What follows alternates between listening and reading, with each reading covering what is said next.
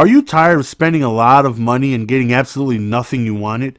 Head on over to MrMuttCoin.com for the cheapest, safest, most reliable coins on the net. And are you also looking for training points to power up that player to make him just a little bit better? Training is also available on the website. Link is down below in the description. Hello, ladies and gentlemen. It's your boy Jez. Welcome back to another Madden 19 video. Hopefully you guys are doing fantastic. We are about to jump into online head-to-head gameplay, and this is my very first game. Trying some new things, man, including rushing Legends Chem on all my receivers, all my offensive line, even Mike Vick. That's why you see Mike Vick at a 97, Randy Moss is underneath a 98. Not 99s, how I usually have them. On defense, we went back to pass rush on all my non-Legends. We're sticking with Legends pass defense. And we're trying Bobby Wagner as my QB spy with tip drill and pick specialist. Usually I send 3 out of the nickel over G. And again, if you guys want my defense, man, any subscriber on Twitch goes on ahead and get my the defensive shed defense out of 4-3 odd and out of nickel G, how to set it up and all that fun stuff. So we're just gonna try to spy Bobby Wagner because I know he's very fast. So we go up against Thrill Monger, and he has 99s all over the place. And I'm sure he's got 99 Moss, 99 Steve Smith, 99 Michael Vick. So it's like, all right, so at least we have the spy capable of, you know, tracking him down if he decides to, you know, take off or whatnot. But we're gonna go ahead and start off with ball first, and of course I want to try Keyshawn with 91 trucking. I want to see what it is he can do. So very first play, I hit my man Keyshawn right there. Check this out. Boom! Big boy trucking completely knocks whoever that was completely down on their buttocks.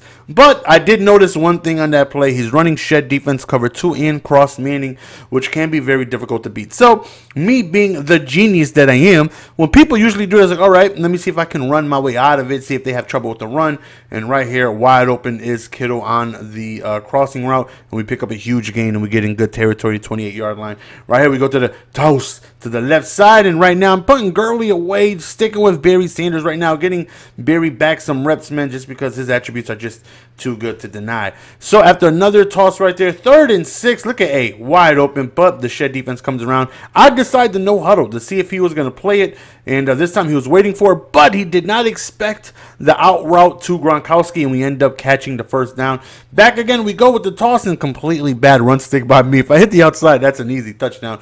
But we've had the ball the entire quarter, and fine with me. That's what running the ball does. Right here on 3rd and 2, we hit the outside, swing, and we end up scoring. That's what running the ball does. It's very frustrating. If anybody goes up against a heavy runner, it's frustrating. It's extremely frustrating because they're taking time off the clock. You feel like you're on defense forever. You get anxious, and it's just tiring. And, you know, I'll go ahead and I'll run the ball all day if he allows me to. So very first offensive possession for him. It didn't take me long to realize he's running split close, made popular by Jay himself, and now XLF or XFL Monkey, who runs it like all the time on weekend. It's hell. You got crossing routes, you got underneath table route. It is disgustingly difficult to try and stop this. It's not easy. It's not easy. And I'm like, oh, great. I'm going to have trouble stopping this nonsense.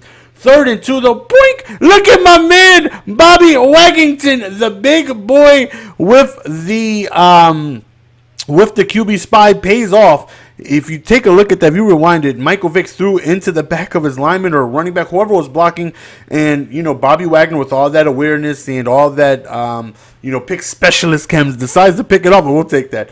One thing you notice on that 3rd down as we go, look at Momo wide open, but he's got Cam, boom, and Cam at corner just completely destroys me.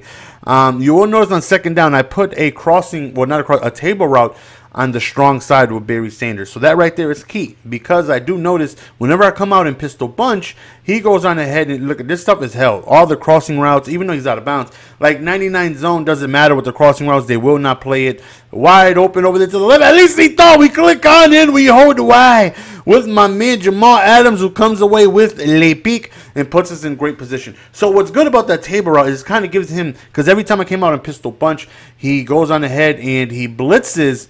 I should have spun right there, but he goes on ahead and he blitzes the weak side slot. He'll go on ahead and blitz him every single time I'm in pistol bunch. He doesn't do it when I'm in, or sometimes he does it when I'm in shotgun as we go up 14-0 right there. But every time I'm in pistol bunch, he motions him out and he blitzes him, which means he and only he is responsible for the middle. So he either has to watch the tight end or watch the underneath running back. So it's kind of pick or choose right there. So again, he's back with the crossing route. So we finally end up getting a shed right there with Lawrence Taylor on the outside with the shed defense. Again, man, any subscriber that is sub to me on Twitch, you get the setup on how to set up the shed defense, how to run it, how to make the adjustments, how to get the looping, what to do, how to do it. And you can also do it out of 4-3 odds. So check your Twitch emails associated with Twitch for those of you who are subscribed and want the defense. But again, it just doesn't matter. I got 99 zones all over the place. And again, crossing routes are just so difficult. But right there, he tries to go underneath the don't test the user. He is so disrespectful. Very big interception. Look at X. Look at X. Look at X. Wide open under reroute, but unfortunately he gets to me before I could deliver the pass. So right here, he's sending 3 again. He's in shed defense. We take off with Vic. Big spin move. We slide, and we call a timeout.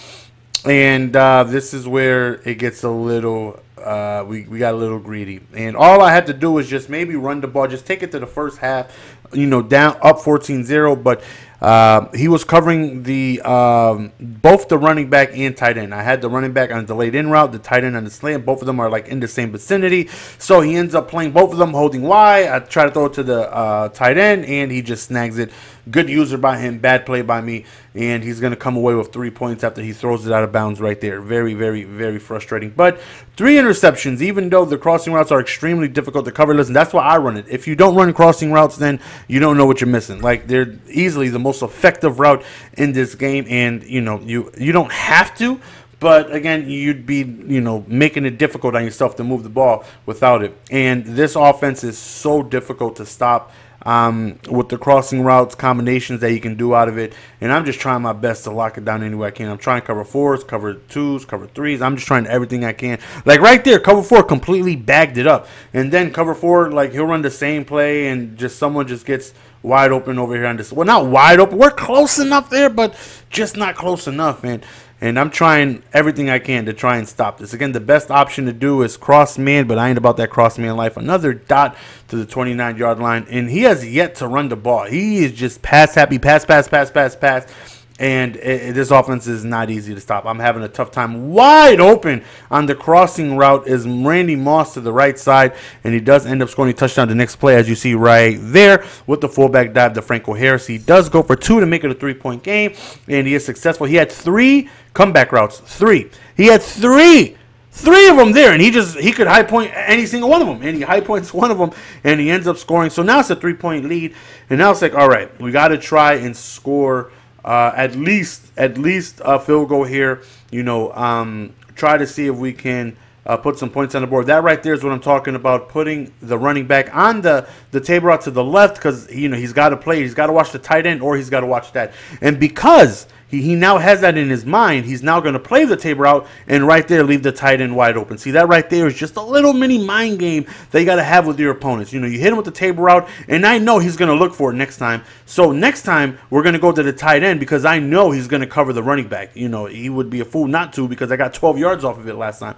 So we are in field goal range right here, but he does a good job of stuffing the run right there on first down. And I have terrible, like, red zone or close to red zone offense. I was going to go to the running back right there. We do, but Gurley just drops it. I'm not sure what happened right there. 3rd and 11. I'm just going to play for a field goal. Let's just run the ball, take our 3, and get back on defense. But something absolutely magical happens. He gets clicked on to the defensive lineman, which doesn't allow him to rush to the outside. I didn't have to worry about his user. There was just one man to beat. We spin inside, and we scored the touchdown. We definitely got lucky on the misclick by him. And, again, we were just settling for a field goal by no stretch of the imagination. I think I was going to get 12 yards on that play, but I just didn't want to make a mistake. I was like, all right, we're just going to go on ahead, settle for 3, but we end up getting 7 out of it, so we'll take it. And I know he's got to be frustrated. If you take a look at his gamer tag, you see his headset. Oh, he's saying a lot of things. He's saying a lot of things right there. I can't hear him, but he's saying a lot of things. right here, first and go after you seen the play where he just streaked Barry Sanders and got me over the top. Second and go, Todd Gurley does get a yard right here, and of course I'm run committing down every single play. He decides to go for a fullback dive, and we stop him behind the line of scrimmage, which is going to force him to take 3. Now that right there is big, because that right there tells me, okay, no worries for me. There's no way my offense can lose the game. Best case scenario, he doesn't see the ball, right? But worst case scenario, it's a tie game, and I get the ball back, and I can win the game there. So there's no really need to score here. There's no pressure. All I need to do is just get a few first downs and waste the clock. Swing! As Mike Vick takes up, and that's why Michael Vick is just too valuable to let go, man. Like, there's so many good quarterbacks I want to try, but he's just way too valuable to let go. Like, plays like that are just... slim and none with a lot of other pocket QBs. And right here, we get stopped shy inches. He doesn't call a timeout. We're going to let the clock wind all the way down. We call the toss play. Beautiful blocking. We swing. Hit him with the swing right there. But no need to score because I know he can score quickly with his explosive offense. We're just going to dive down. Running on conservative, we get the first down right there. And that right there is going to be the ball game. He doesn't waste any of his timeouts. So obviously, we're in field goal range. We just kneel the ball out. And he concedes in game and lets us go on ahead and kneel the ball out. So hopefully you guys enjoyed the video. Unfortunately, I was unable to test out Keyshawn as much as I would like to because of his defense with the cross, meaning the shed defense really forced me to keep the ball on the ground. But thankfully, we were continuously gashing him on the run. He didn't really make too many adjustments. The strong side was completely... he didn't have too many guys on the strong side. All his guys were weak side where he would set up his blitz, which allowed us to continue running strong side. And as long as the blocks held up, I was, getting great yardage on the ground.